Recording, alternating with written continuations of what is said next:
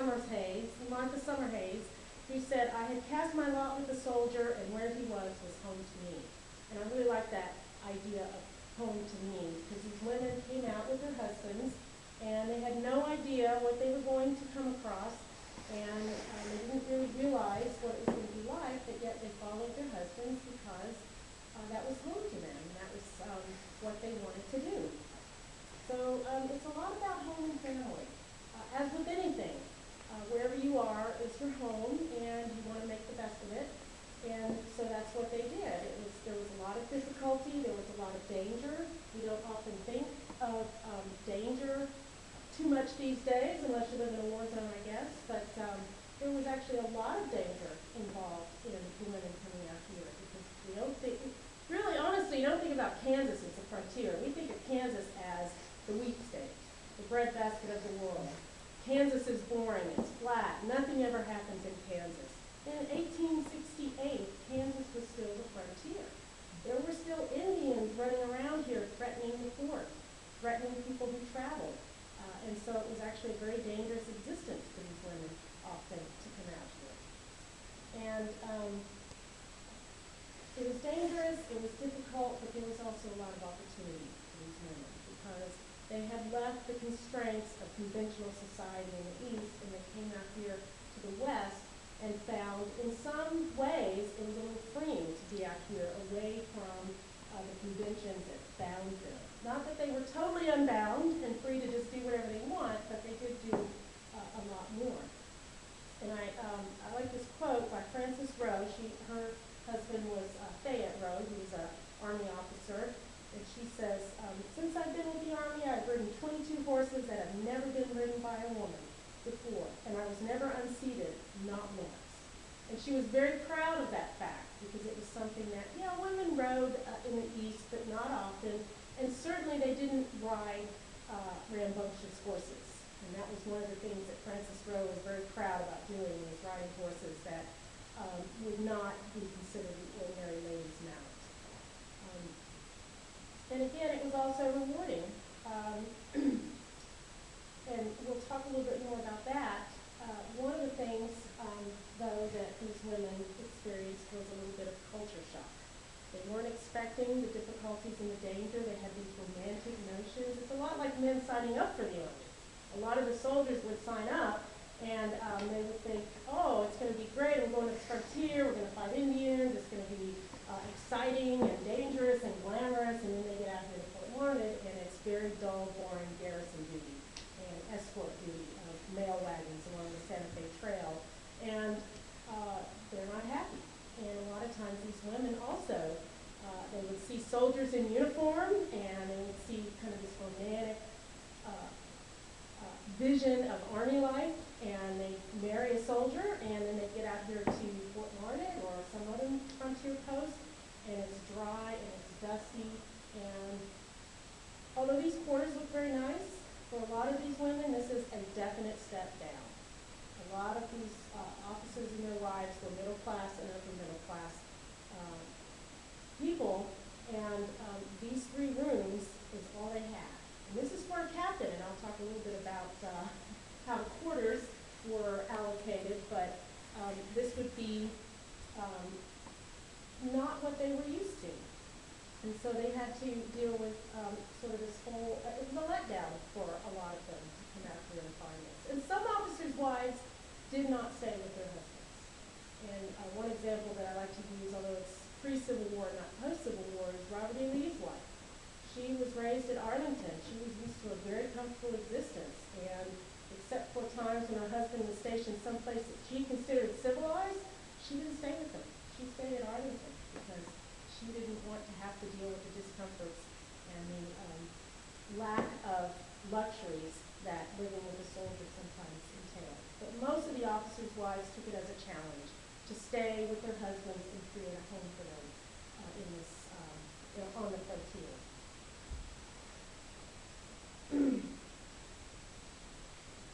And it was, first of all, of course, they had to get here, and it was often very dangerous to travel to these frontier posts.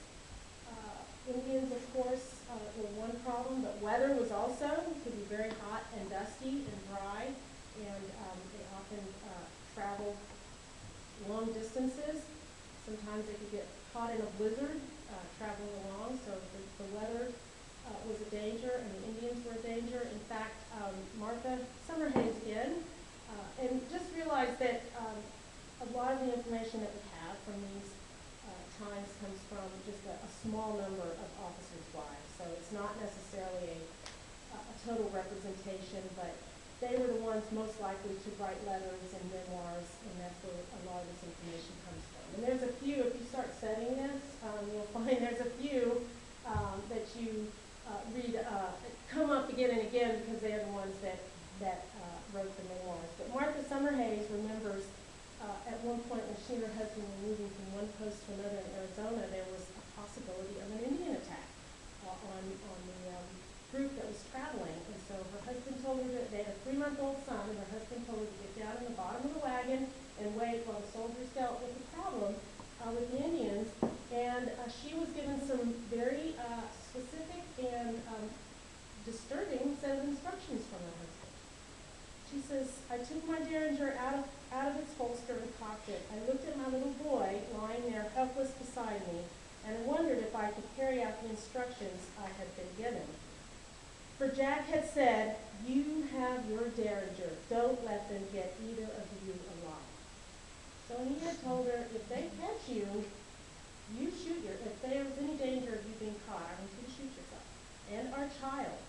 And that's a very serious, dangerous situation that, and again, you know, these young ladies that are marrying these officers thinking it's going to be a romantic, glamorous existence they're not expecting. I don't know why my notes got all messed up.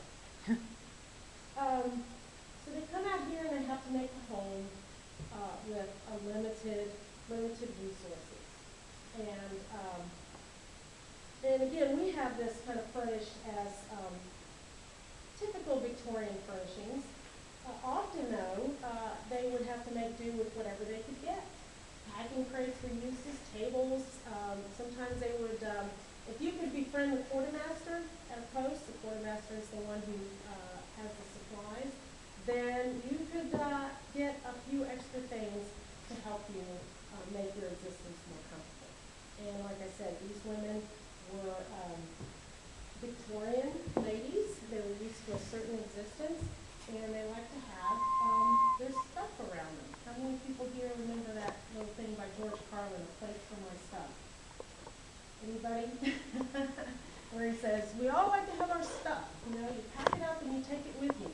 Well, everybody in a lot of Victorian living is about propriety and manners, but it's also about the stuff that you have, the nice furnishings, the nice clothes that you wear, the nice knickknacks that you put out.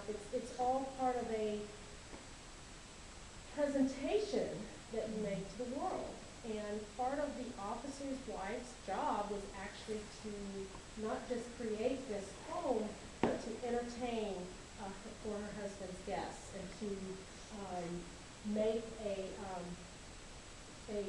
comfortable existence for him. And that's what they tried to do. And often they couldn't take everything with them that they wanted to because there's only so much that the Army would allow them to carry. And so they had to pick and choose. You know, think about if you had to go move someplace and you can only take 2 suitcases. That's all you can carry with you.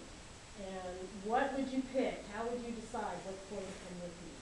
And a lot of our decisions, I think, are based on what we find important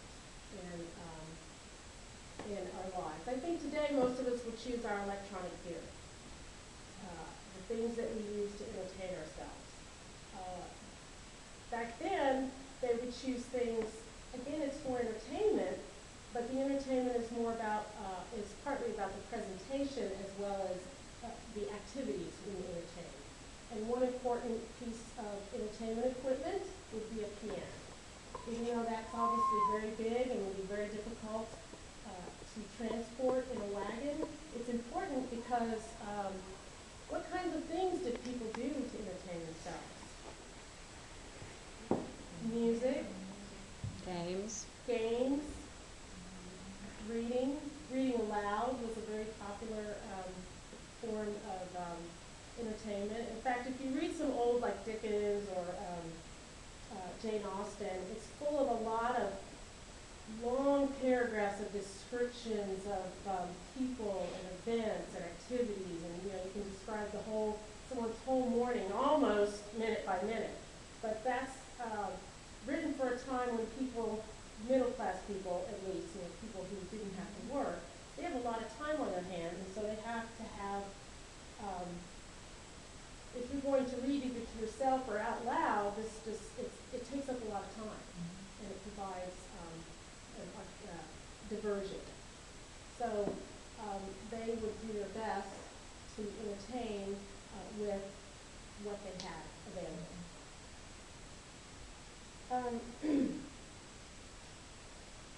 Of course, one problem is it's very isolated and lonely out here.